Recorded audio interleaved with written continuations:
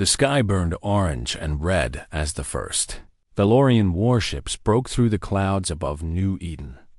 Danny Vance stood frozen outside the engineering barracks, his coffee mug slipping from his fingers and shattering on the concrete. He had seen pictures of alien ships in training videos. Nothing had prepared him for the real thing. The ships were massive. Each one stretched for miles, blocking out the sun like metal mountains floating in the air. There were hundreds of them, then thousands. They kept coming, filling the sky until Danny could not see blue anymore. The base alarm started screaming. Soldiers ran in every direction. Someone was yelling orders, but Danny could not hear the words over the noise of plasma cannons firing from the ships above. Staff. Sergeant Danny Vance was 26 years old. He had joined the Colonial Defense Force 3 years ago because the pay was good and New Eden was supposed to be safe. The Valorian Dominion was a distant threat, something that happened to other worlds on the far side of the galaxy. Not here. Never here. He was wrong. Lieutenant Amy Brennan grabbed his arm and pulled him toward the bunker entrance. She was a small woman with short brown hair and eyes that never showed fear. Danny had served under her for 2 years. She was the best officer he had ever known. "Move, Vance," she shouted over the chaos. "We need to get underground now." They ran. Behind them, the main barracks building exploded in a ball of white fire. Danny felt the heat on his back. He heard men screaming. He did not look back. The bunker was full of soldiers. Some were praying. Some were crying. Most just sat in silence, listening to the thunder above. The ceiling shook with each explosion. Dust fell from the cracks in the concrete. Danny checked his rifle. 3 magazines. 90 rounds. He had a combat knife on his belt and a small medical kit in his pocket. That was everything he owned now. The radio crackled with broken messages. The planetary defense grid was down.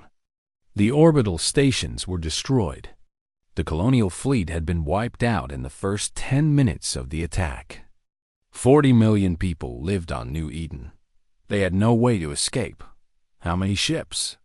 Someone asked. The communications officer looked up from his station. His face was pale. 3 million, he said quietly. They brought 3 million ships. Nobody spoke after that. The Valorian Dominion had been conquering worlds for 10,000 years. They had destroyed entire civilizations. They had never lost a war. Their Empress, Zidara, ruled over 100,000 planets and 1 trillion soldiers. She was not a ruler. She was a force of nature. And now she had come to New Eden. The bunker shook again. The lights flickered and went out. Emergency red lighting clicked on, painting everything in blood colors. "They're landing troops," Amy said, checking her own weapon. "We need to move. This bunker won't survive a direct hit." She gathered the survivors. There were only 12 of them left. Danny knew most of their names. Private Connor Shaw, who had just turned 19 last week. Corporal Maria Santos, who had a daughter waiting back on Earth. Sergeant Pete Lawson, who never stopped making bad jokes even when things got serious. They were his family now. The only family he had left. They moved through the maintenance tunnels beneath the base. Amy led the way with her flashlight cutting through the darkness. Danny stayed at the back, watching for threats that might come from behind. They were almost to the exit when the ceiling collapsed. Danny was thrown backward by the blast. His ears rang. His vision blurred. He could taste blood in his mouth. When he finally managed to sit up, he saw that the tunnel was blocked by tons of broken concrete and twisted metal. Amy was on the other side. He could hear her voice through the rubble, weak and strained. "Danny? Danny, can you hear me?" He crawled to the debris pile and started digging with his bare hands. The concrete cut his fingers. He did not care. He kept digging. "Stop," Amy said. Her voice was getting weaker. "Stop, Danny. You can't move this." You need to go. I'm not leaving you. Yes, you are. She coughed, and Danny heard the wet sound of blood in her throat. I'm done, Danny. My legs are crushed. I can feel it. I'm not getting out of this. Danny pressed his forehead against the cold rubble. Tears ran down his face, mixing with dust and blood. Amy, please, listen to me. Her voice was firm despite the pain. The others are dead. I saw them when the roof came down. You're the only one left. You have to survive. You have to make them pay for this. How? I'm one man. They have millions. Then be the one man they can't kill. She laughed softly, then groaned in pain. You always were too stubborn to know when to quit. Use that. Make them regret ever coming to our world. Danny heard the sound of plasma fire getting closer. The Valorians were sweeping the tunnels. Go, Amy whispered. That's an order, Staff Sergeant. Danny wanted to stay. He wanted to dig until his fingers were nothing but bone. But he was a soldier, and she was his commander, and he had never disobeyed an order in his life. I'll make them pay, he promised. Every single one of them. I know you will. Her voice was fading now. Give them hell, Danny. He ran Dot behind him. He heard the plasma fire stop at Amy's position. He heard voices speaking in a language he did not understand. Then he heard a single shot, and then silence. Danny Vance emerged from the drainage tunnel into a world that no longer existed. The city he had known was gone. Every building was burning or already reduced to ash. Bodies lay in the streets. Human bodies. Men, women, children. The Valorians had shown no mercy. He climbed a hill overlooking the valley and watched the dropships continue to land. Thousands of them, carrying soldiers and war machines. The occupation had begun. Danny sat in the grass and stared at the sky. He had 90 rounds. A knife. A promise. Against 3 million ships and 1 trillion soldiers. He should run. He should hide. He should find a hole and wait for death. Instead, Danny Vance stood up and started walking toward the enemy lines. He did not know if he could win. He did not know if he could even survive the night. But he knew one thing with absolute certainty. He was going to make them remember his name.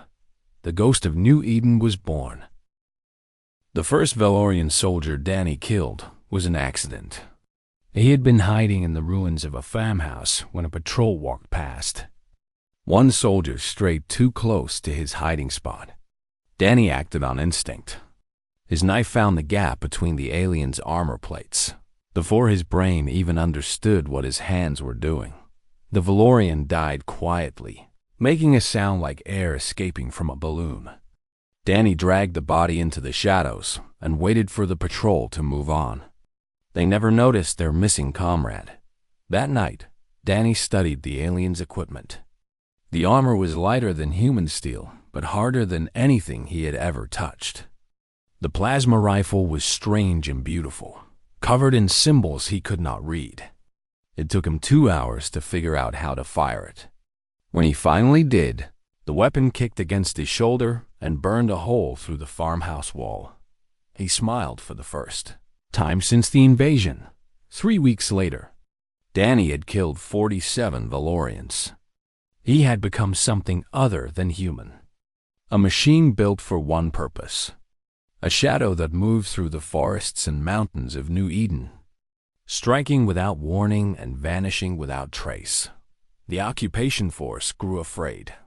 Commander Vekros stood in his command tent and stared at the map of the region. Red dots marked the locations of attacks. There were too many to count. Supply convoys destroyed. Patrol units wiped out. Communication towers sabotaged. How many rebels are we fighting? Vekros demanded. His intelligence officer shifted nervously. Our best estimate is between 50 and 100, Commander. Then find them and destroy them. But the rebels did not exist. There was only Danny. He lived like an animal now.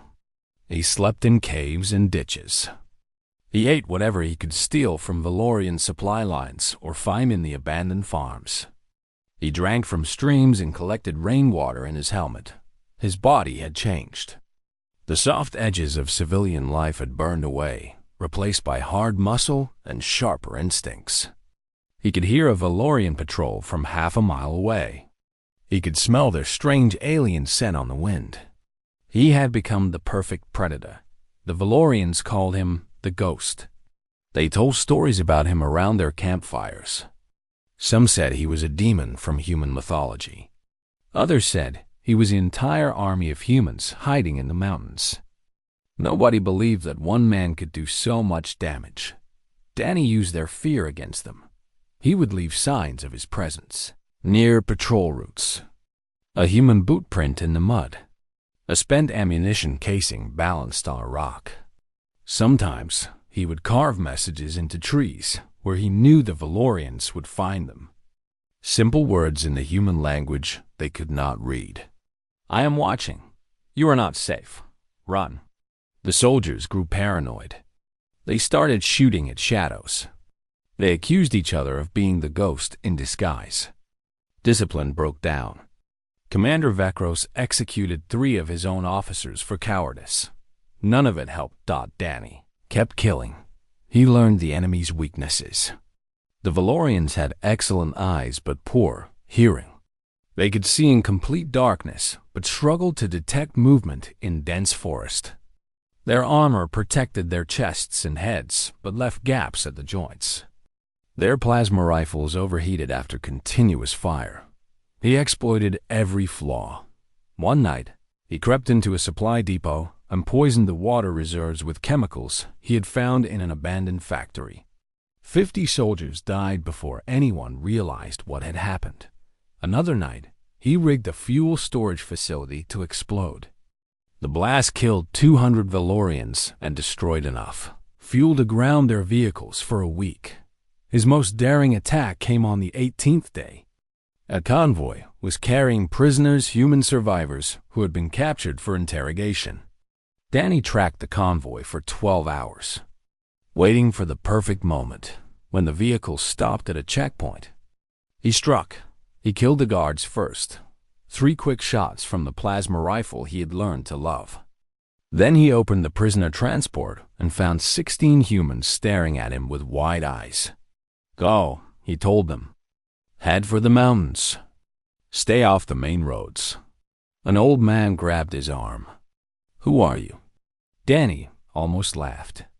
He barely remembered who he was anymore. Just a guy who doesn't know when to quit.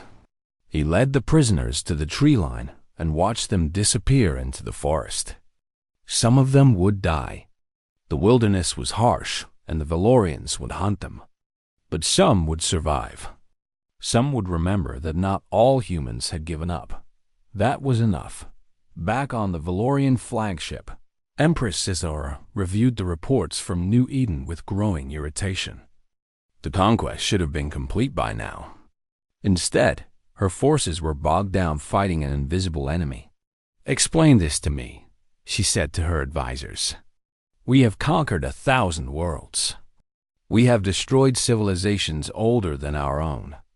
How can one primitive planet cause us so much trouble?"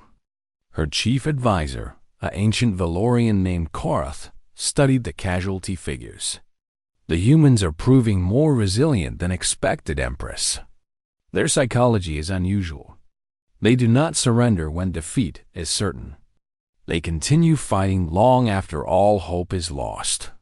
Foolishness. Perhaps, but effective foolishness. Korath pulled up images from the occupation zone. Burned vehicles. Dead soldiers. Messages carved into trees. "This single planet has cost us more soldiers in 3 weeks than our last 100 invasions combined. The troops are afraid, Empress.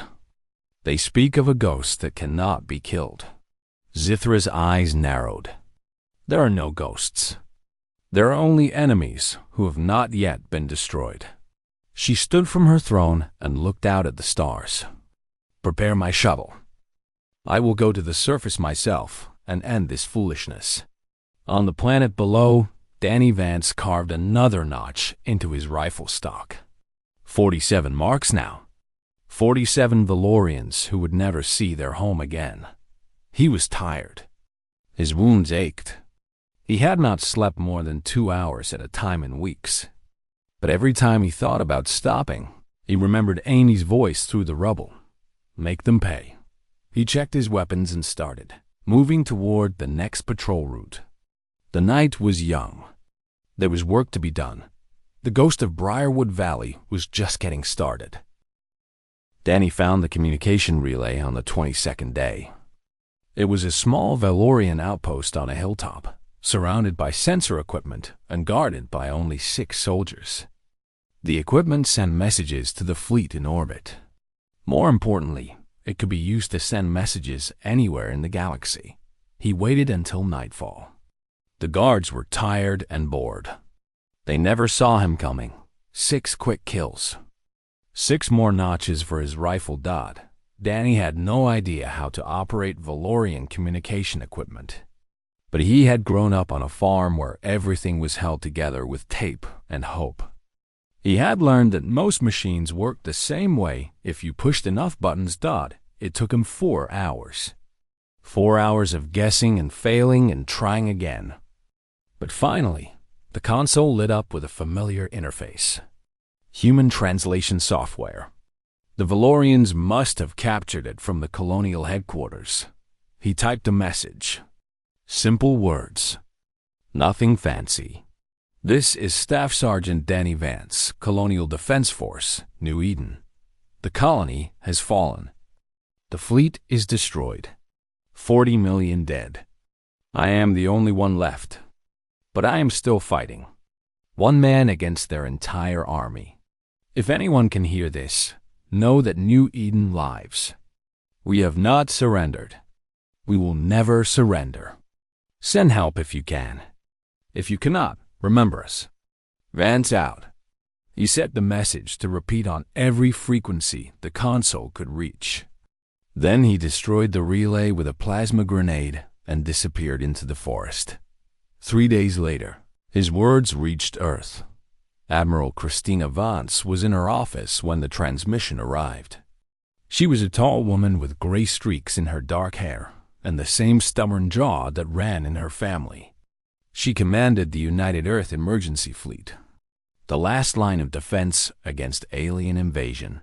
When she heard the message, she had to sit down. Danny, her little brother, Danny, the kid who used to follow her around the house, asking questions about stars and spaceships. The boy she had taught to ride a bicycle and throw a punch. The man who had joined the Colonial Defense Force because he wanted to help people. He was alive. Against all odds, against all reason, he was alive and fighting. Christina played the message again. Then again. Then she called her senior officers to the war room. We're going to New Eden, she told them. Captain Henry Cole frowned at the star charts. Admiral, with respect, New Eden is deep in Valorian territory.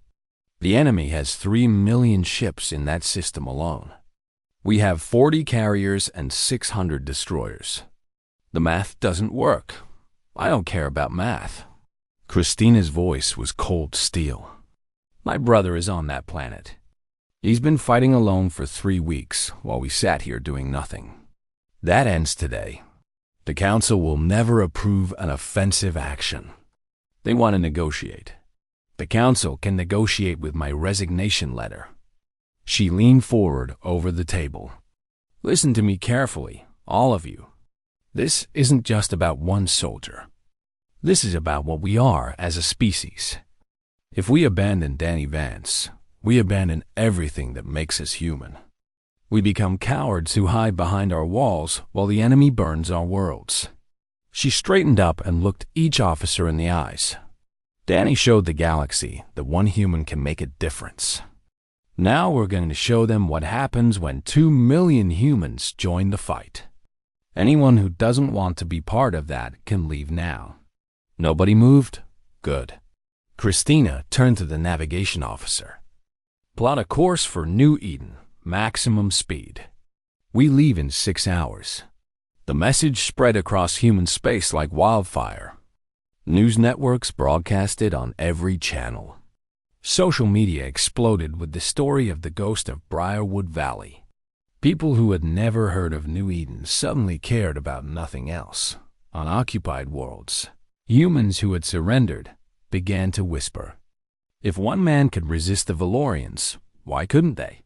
If one soldier could refuse to give up, why should millions accept defeat? Small rebellions sparked to life. A factory worker sabotaged a Valorian vehicle. A farmer poisoned a well used by alien troops.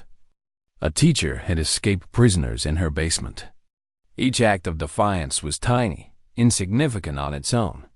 Together, they were the beginning of something much larger. The Valorian Dominion had conquered 1,000 species. They had crushed every rebellion, broken every resistance. But they had never faced an enemy like humanity. They had never encountered a species too stupid to know when it was beaten. On New Eden, Danny knew nothing of this. He had no way to know if his message had reached anyone, or if it had disappeared into the void like everything else. He had lost. He just kept fighting. On the 25th day, Empress Isra's shuttle broke through the clouds and landed in Briarwood Valley. She stood on the ramp and looked out at the conquered world. Her golden armor shone in the pale sunlight. Her eyes, black as space itself, scanned the tree line. Around her, 100,000 soldiers stood in perfect formation. War machines larger than buildings waited in precise rows.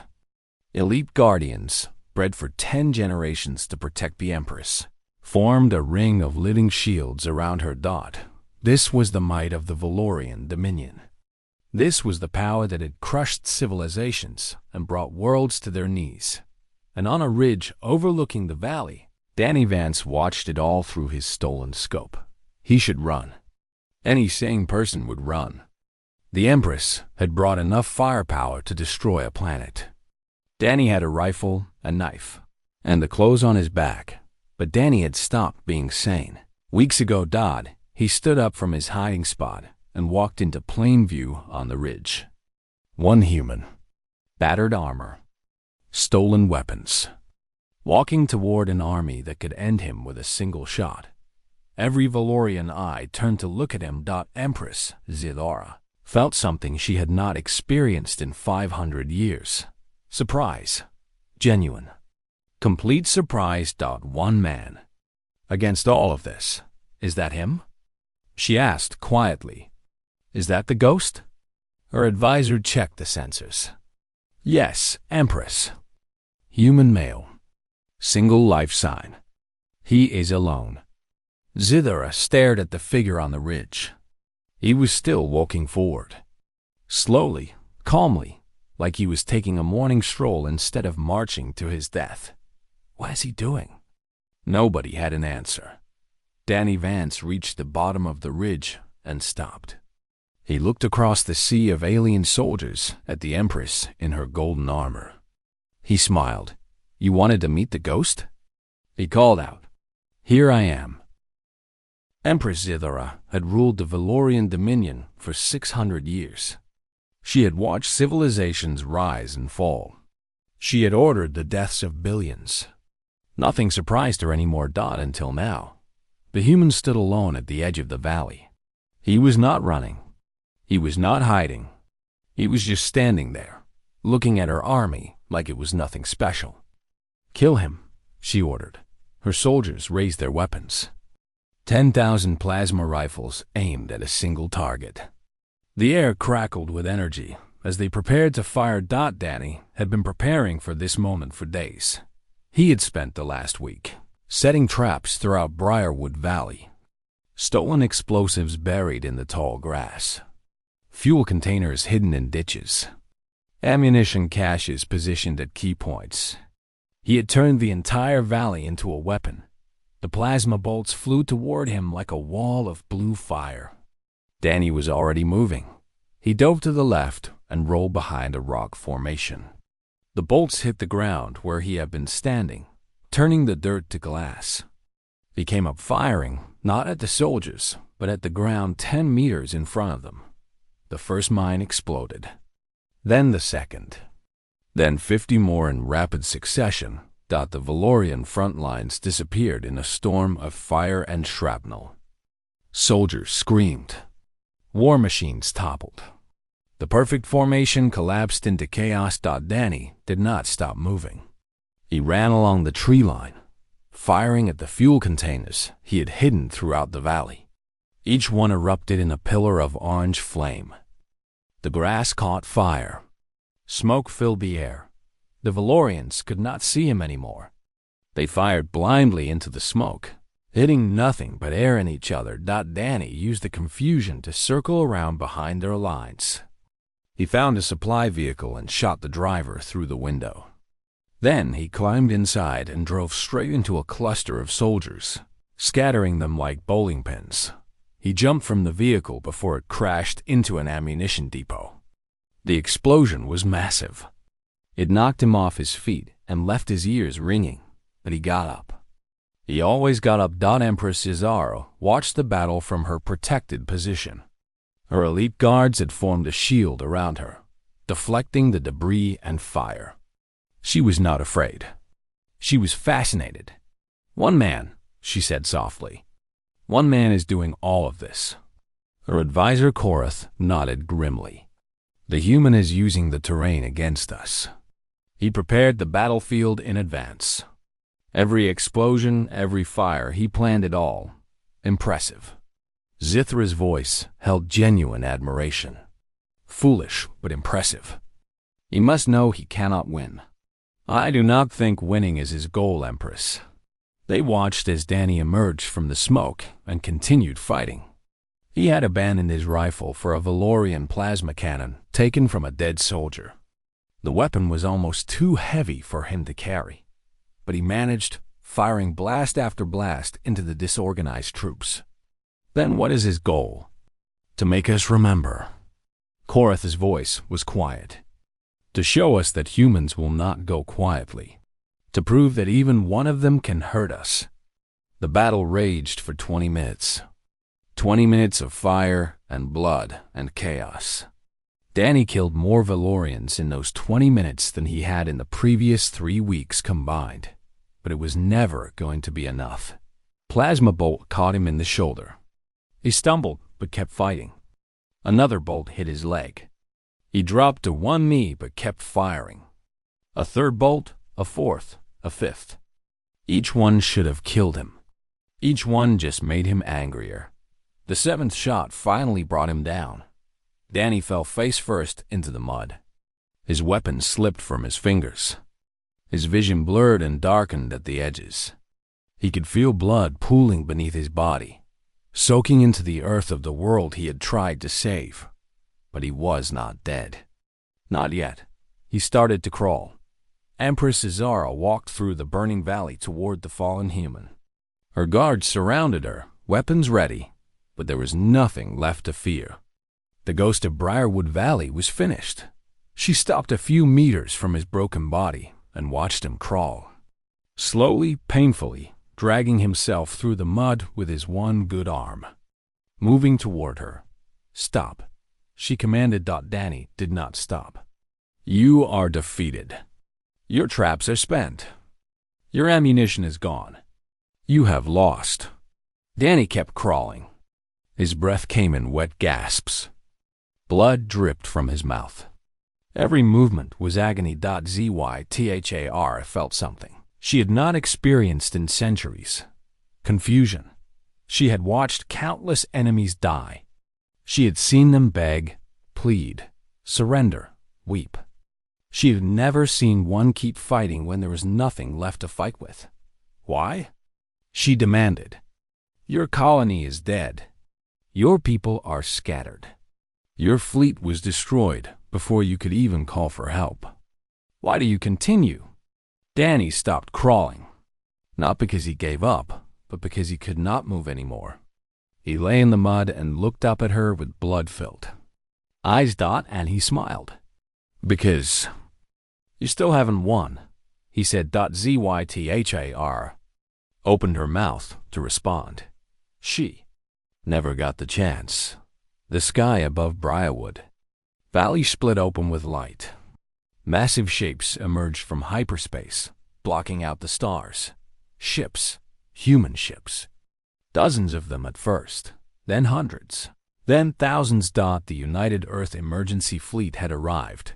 Admiral Christina Vance stood on the bridge of her flagship and looked down at the burning planet. Somewhere in that chaos was her brother, wounded, dying, but still fighting. "All ships," she said into the fleet-wide channel. "Begin orbital insertion. Launch all drop pods. Marines, you are cleared for combat operations." She paused and took a deep breath. "New Eden, this is the cavalry. We got your message." On the surface, Danny heard the broadcast through a speaker in a nearby crashed vehicle. His sister's voice. His family had come for him. He laughed. It hurt more than anything he had ever experienced. But he laughed anyway. Empress Zilura looked up at the sky full of human warships. For the first time in 600 years, she felt fear. "Retreat," she ordered. "All forces retreat to the landing zone." But it was too late. Drop pods were already falling from the sky like metal rain. Each one carried a squad of human Marines. Each Marine had heard the story of Danny Vance. Each one was ready to fight. The second battle for New Eden had begun. Danny watched the drop pods land through fading vision. He saw human soldiers emerge, weapons blazing. He heard the sound of plasma fire and human battle cries. Then he closed his eyes and let the darkness take him. He had done his part. The rest was up to them. The second battle for New Eden lasted 9 days. 9 days of constant fighting across every continent. 9 days of human soldiers pushing back against the alien occupation. 9 days that changed the course of galactic history. The Valorians fought hard.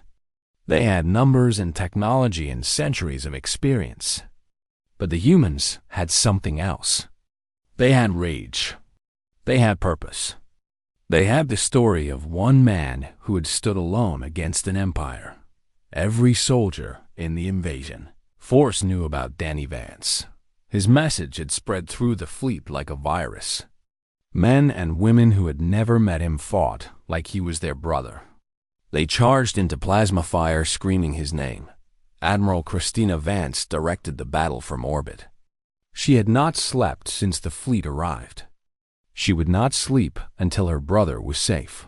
On the third day, a Marine rescue team found Danny in a field hospital that had been set up by Valorian medics. The aliens had been trying to keep him alive for interrogation. They had not expected humans to reach him so quickly. The medics who examined Danny could not believe he was still breathing. 7 plasma wounds, a shattered arm, 3 broken ribs, internal bleeding in 4 different organs. Any one of these injuries should have killed him, but Danny Vance was too stubborn to die. Christina came to see him on the 5th day, when the battle was turning in humanity's favor. He was wrapped in bandages from head to toe. Tubes and wires connected him to machines that beeped and hummed. He looked small in the hospital bed. Not like a legend, not like a hero, just a man who had given everything he had. "Hey, sis," he whispered when she walked in.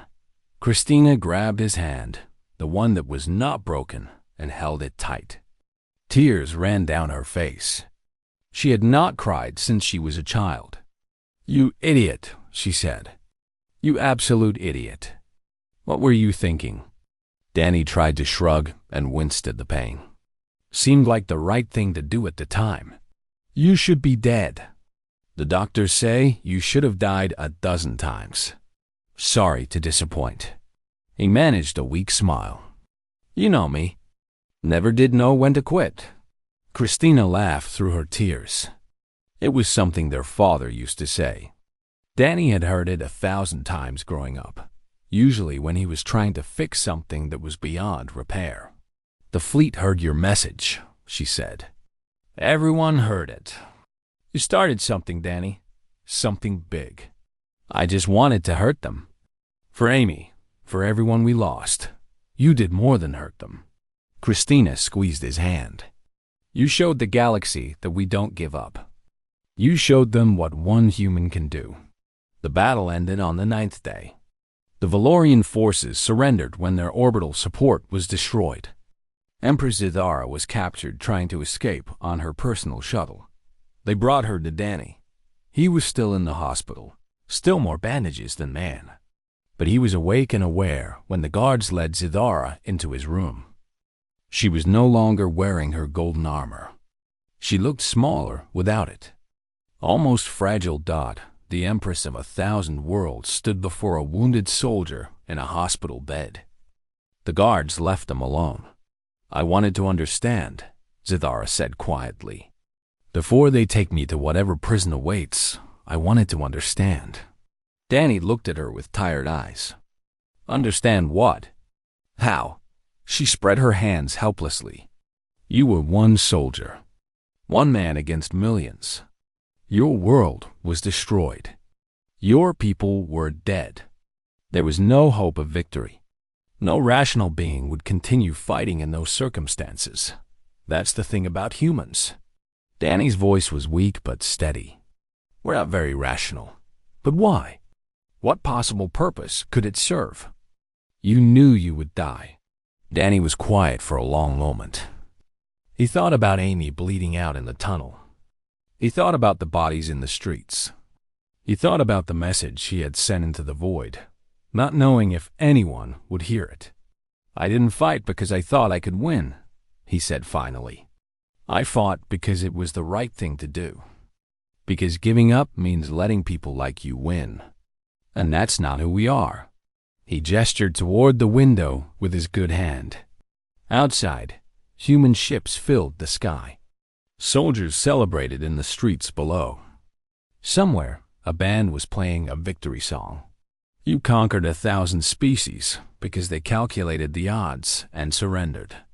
They looked at your armies and your ships and your empire, and they did the smart thing. They gave up. Danny met her eyes. "You never met a species stupid enough to fight anyway. Welcome to humanity, Your Majesty. We don't do math." Zithara stared at him for a long time. Then she did something no one expected. She laughed. A quiet, broken sound. "My empire is finished," she said. "Your story has spread to every occupied world. Rebellions are rising everywhere. Species we conquered generations ago are finding their courage again. All because of one stubborn human who refused to die. Good." The guards came to take her away. At the door, she paused and looked back. "If I had known," she said softly, "if I had understood what humans were capable of, I would never have come to your galaxy." "Well," Danny replied. "Now you know." The Valorian Dominion collapsed within 10 years. Freed species rose up across the galaxy. The empire that had stood for 10,000 years crumbled like sand. Danny Vance was offered every honor humanity could give. Medals, promotions, political office. He refused them all. He went back to New Eden when it was rebuilt. He bought a small farm in the hills above Briarwood Valley. He spent his days growing vegetables and watching the sunset. Sometimes visitors would come. People who wanted to meet the ghost. Danny would invite them in for coffee and tell them the same thing he told everyone. "I'm not a hero. I was just too dumb to know when to quit." In the rebuilt capital city, they erected a statue. It showed a lone figure walking forward, head held high. Not victorious, not triumphant. Just moving forward, one step at a time. The plaque at the base was simple. One is enough. And across the galaxy, whenever a species faced impossible odds, they remembered the human who taught them the most important lesson. Courage is not about winning. Courage is about standing up anyway, because sometimes one person is all it takes to change everything. Sometimes one is enough.